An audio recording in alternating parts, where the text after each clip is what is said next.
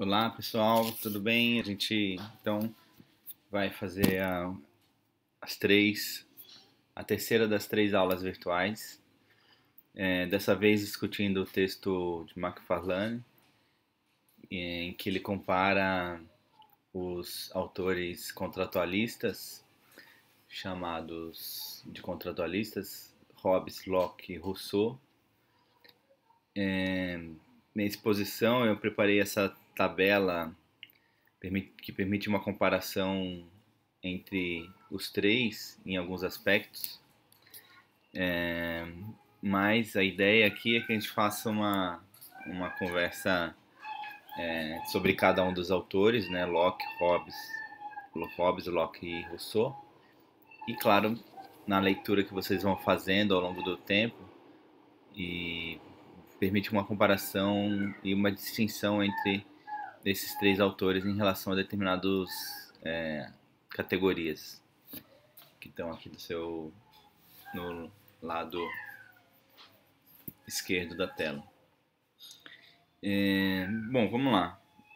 Hobbes, Locke são os principais autores aí do contratualismo, principalmente do justnaturalismo, né?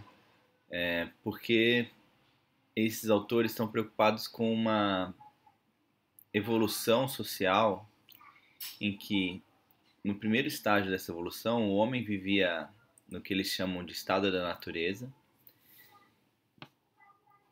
Posteriormente, esses homens começam a pensar uma relação social, uma vida em sociedade, e para isso estabelecem um contrato, e a dimensão do contrato aparece como essa realização da vida social, e esse contrato dá a base para a formação do Estado, o Estado civil, depende do autor, como ele trabalha. Ou seja, existe uma linha lógica nesse processo formativo, que nasce no estado natural e chega até o estado, passa pelo contrato e chega até o estado civil.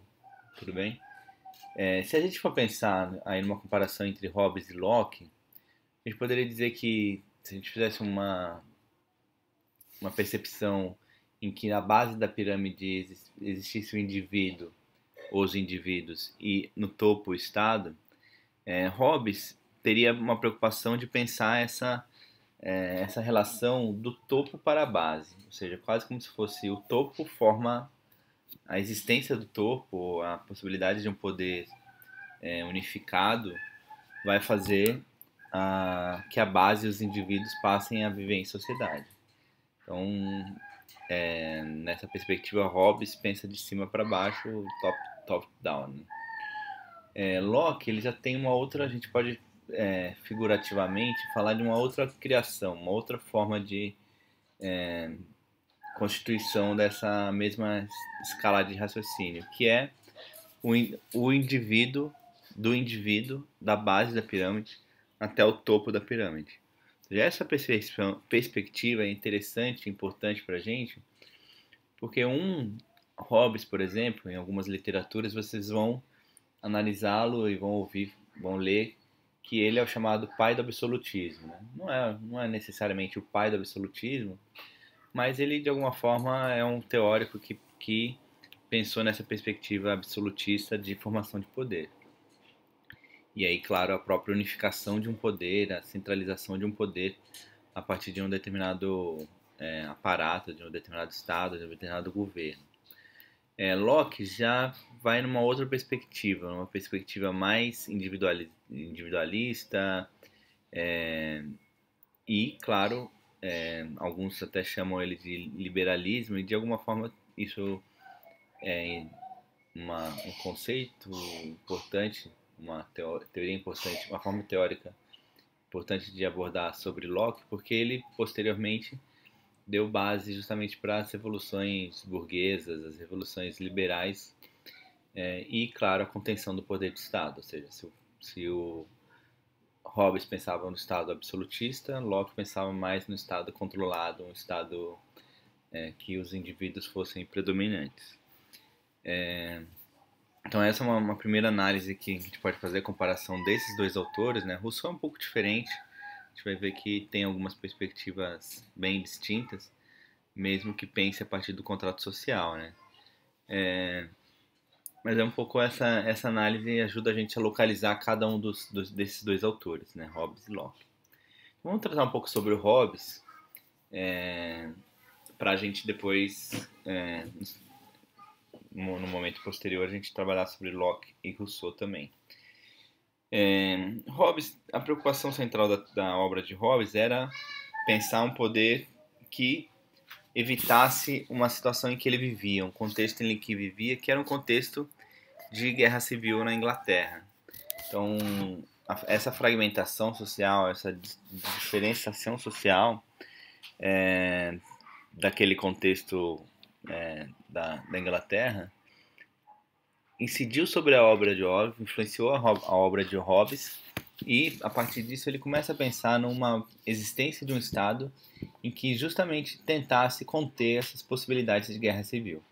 Então esse é um primeiro contexto interessante para a gente perceber sobre como Hobbes aborda, como Hobbes teoriza sobre as relações da sociedade, do Estado, porque ajuda a gente a localizar, ajuda a gente a compreender aí as buscas que esse autor inicialmente fazia, ou seja, quase como se fosse a teoria, como se fossem respostas para os dilemas dos momentos que ele vivia.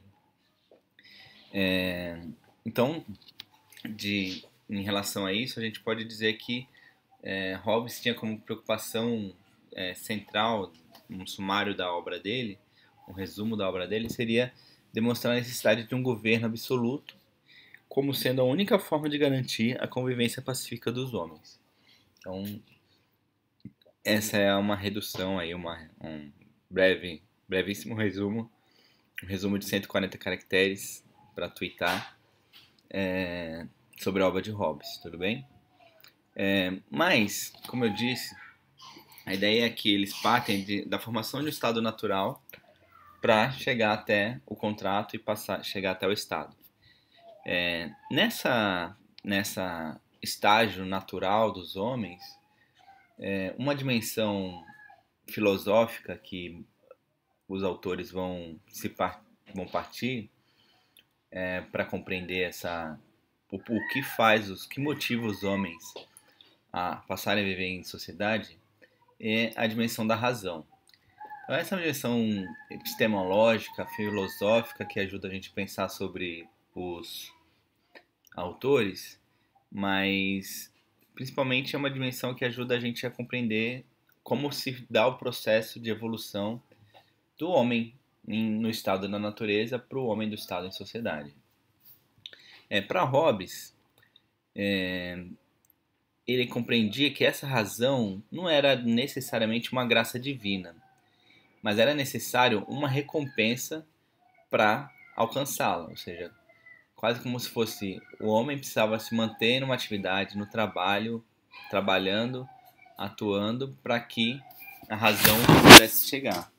Quase como se fosse uma compreensão de que o homem no estado da natureza por si só, ele não alcança a razão. É necessário uma forma de trabalho mesmo, de labuta e de evolução para que essa razão comece a aparecer no homem, ou seja, a razão se dá de uma maneira construída socialmente. Mas, nas razões, existem dois tipos de relações que começam a atrapalhar, vamos dizer assim, atrapalhar não, mas que começam a provocar os homens a atuarem e buscarem, ou seja, os movimentos desses homens em busca dessa razão.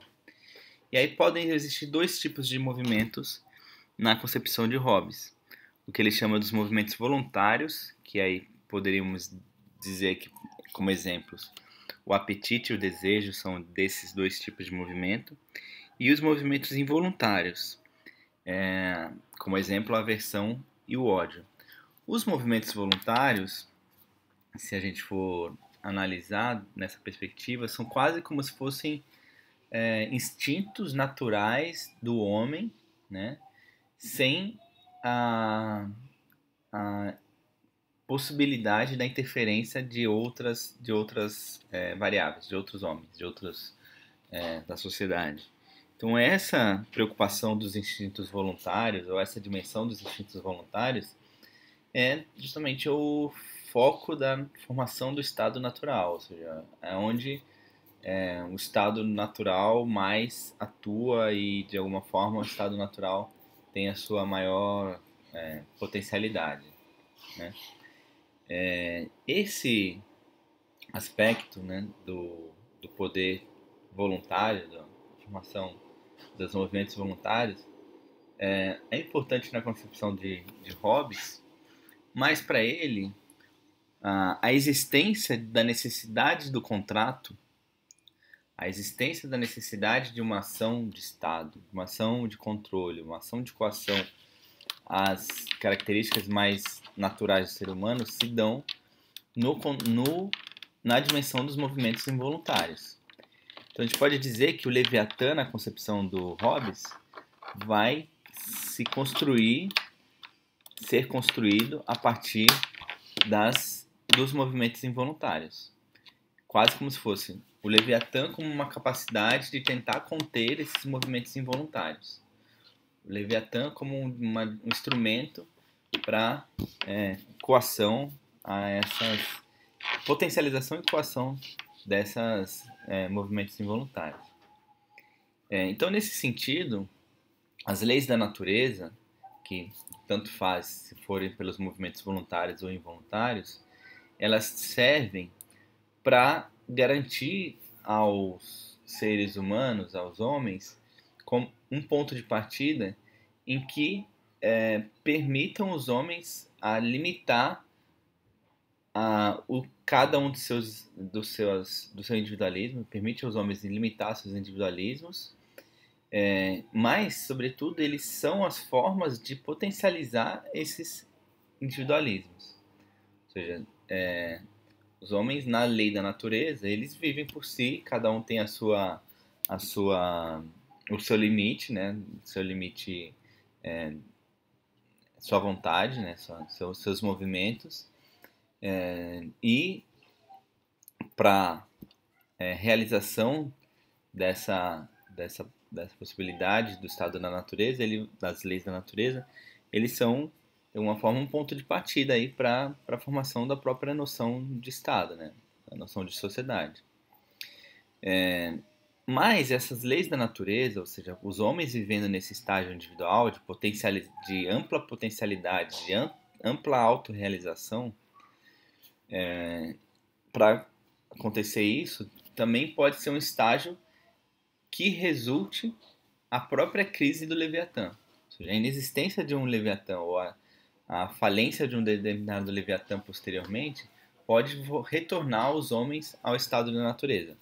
Então, na concepção de Hobbes, a noção dessas leis da natureza pode ser um ponto de partida, mas pode ser também uma noção de algo que é um ponto de chegada caso o Leviatã, caso o contrato não dê conta dos dilemas apresentados pela sociedade.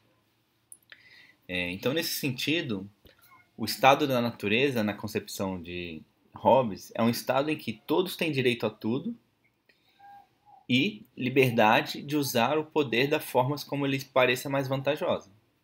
Então, essa noção de estado da natureza em Hobbes é uma noção que pressupõe um eterno estado de guerra, um eterno estado de tensão, porque a ampla liberdade para todos significa choques entre essas liberdades.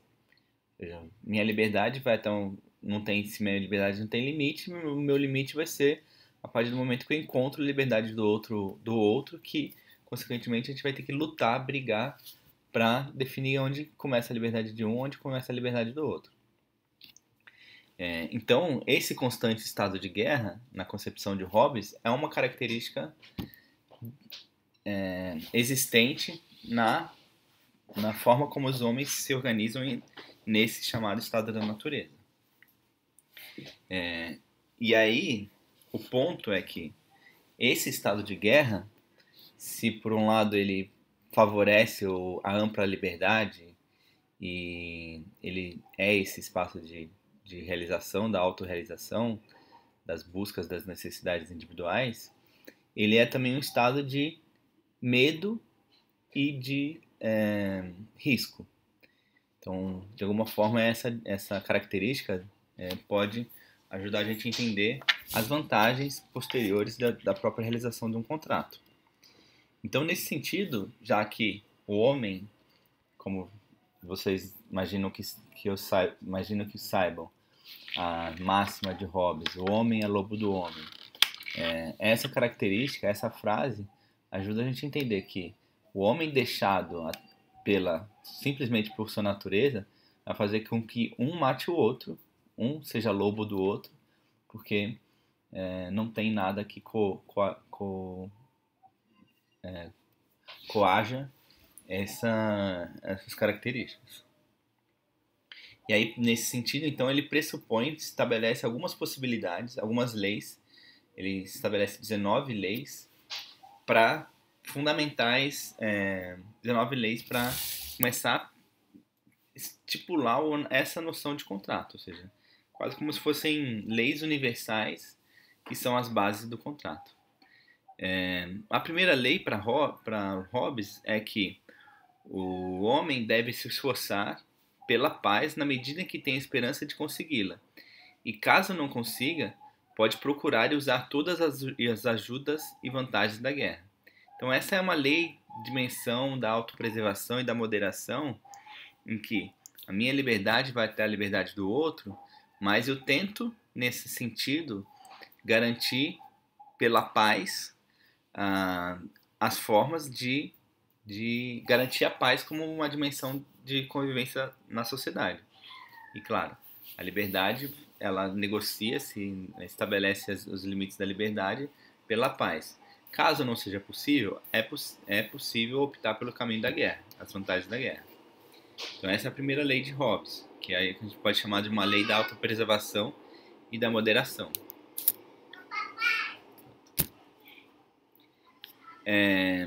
A segunda lei é uma lei que diz que o homem deve concordar quando os outros também o façam, e na medida em que tal considere necessário para a paz e para a defesa de si mesmo, em renunciar a seu direito a todas as coisas, contentando-se em relação aos outros com a mesma liberdade que os outros permitem em relação a si mesmo.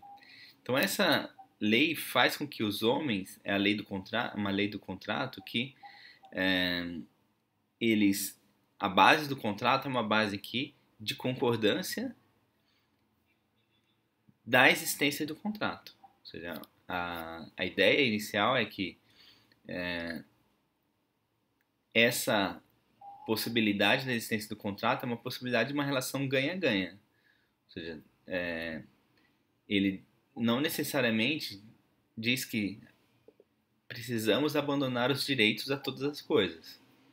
Mas a existência do contrato pode gerar vantagens pessoais e, claro, uma possibilidade da aceitação mútua da existência do contrato para que os homens passam a cumprir para que os homens aceitem estar numa condição de contrato, para que submetam a uma condição de contrato.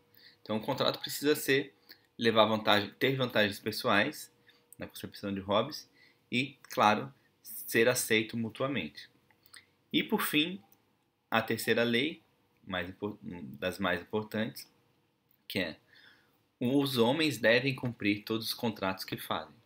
Quase como se fosse uma lei. Uma vez estipulada, os homens estão vivendo sozinhos, buscam a paz por meio da liberdade, buscam a vantagem pessoal e a aceitação das regras em comum, as regras mútuas.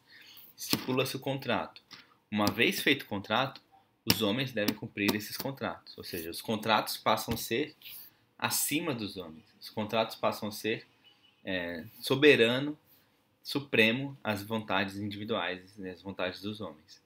Então, dessa forma, a gente leva uma compreensão das escalas que Hobbes pressupõe em relação à noção de contrato, à relação de sociedade.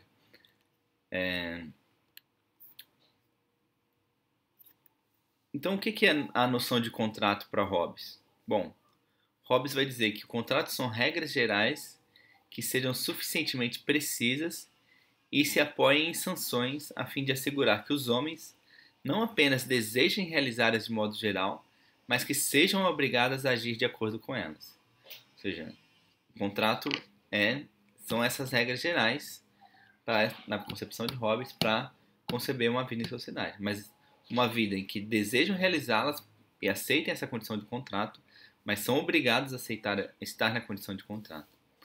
E aí, nesse sentido, o Estado passa a ser um poder comum exercido sobre todos, com direito e força suficiente para assegurar a obediência. Então, quem estipula,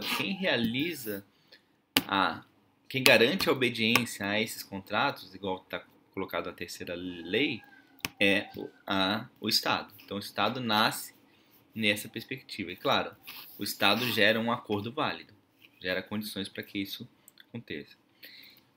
E eu disse que se o contrato estava acima, um estágio superior aos homens, aos indivíduos e aos homens, então a gente percebe que na concepção de Hobbes, a sociedade civil ela é uma condição para a existência do Estado, ou seja, ela é o momento do acordo, o momento da aceitação mútua, que é necessário em qualquer contrato, mas ela está abaixo do poder do contrato e, consequentemente, do poder do Estado que garante esse contrato. Então, essa é uma concepção hobbesiana de sociedade civil, estipula como se a sociedade civil estivesse dando limitando a liberdade e o poder dela própria na dimensão do contrato e na dimensão do Estado. Então, para Hobbes, a sociedade civil está abaixo do Estado. O Estado é supremo, é superior à noção de sociedade civil. Por isso, ele é considerado aí o teórico do absolutismo, quase como se fosse uma argumentação para garantir que um poder absoluto predomine sobre a sociedade. E a dimensão da obediência, que é uma dimensão importante nesses autores contratualistas, em Hobbes, ele vai tratar essa obediência como uma obediência quase dos súditos, vamos dizer assim, das pessoas, dos indivíduos, irrestritamente ao Estado e ao soberano. Olhem lá a terceira lei, que os homens cumpram todos os contratos que fazem. Então essa lei estipula uma relação de obediência, uma relação de hierarquia, em que a sociedade fica abaixo do Estado. E por fim, algumas críticas ao pensamento de Hobbes, que vai dizer que o contrato, nesse caso, ele é estabelecido entre os homens, mas que o soberano não faz parte desse estabelecimento do contrato. Ou seja, o contrato é uma dimensão realizada entre pessoas, que cria-se uma esfera superior, e uma vez criada essa esfera superior, absoluta, essa esfera não faz parte mais do contrato. Então, é sempre uma dimensão metafísica, sempre uma dimensão a ser buscada, sempre uma dimensão inalcançada, e às vezes até abstrata, em algum sentido. E, por fim, uma crítica ao pensamento de Hobbes é que ele pensa o soberano responsável pela segurança do povo, não perante os homens, mas perante Deus. Ou seja, tanto em Hobbes e Locke, a gente vai ver esses dois teóricos contratualistas, existe sempre uma última escala da dimensão da justiça, ou dimensão do justo, do injusto, que é dado pela escala divina. Então, de alguma forma, o controle sobre esse soberano, sobre esse Estado, ou mesmo sobre a garantia dos contratos justos, na última dimensão, caso a dimensão da justiça, caso o Estado não garanta essa dimensão, vai ser atribuído a Deus. Então, de alguma forma, ainda é uma relação, uma crítica na obra de Hobbes e Locke, porque ambos não conseguem resolver a dimensão da política como uma dimensão intrinsecamente humana. Pessoal, eu vou gravar num outro vídeo a discussão sobre Locke.